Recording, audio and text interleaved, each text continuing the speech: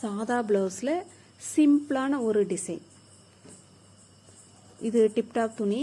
இதில் வந்து இந்த மாதிரி வச்சு கொடுங்க அப்படின்னு சொல்லிட்டு கேட்டுருந்தாங்க. பாருங்கள், இந்த மாதிரி இது கொஞ்சம் எக்ஸ்ட்ரா துணி தேவைப்படுது, அவ்வளோதான்.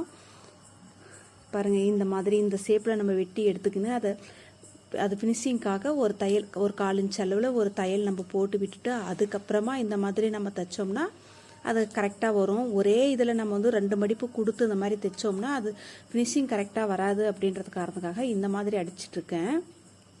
இதை டபுள் தையல் போட்டுக்கலாம்.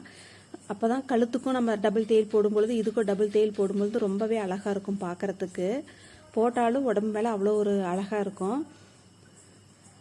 அங்கே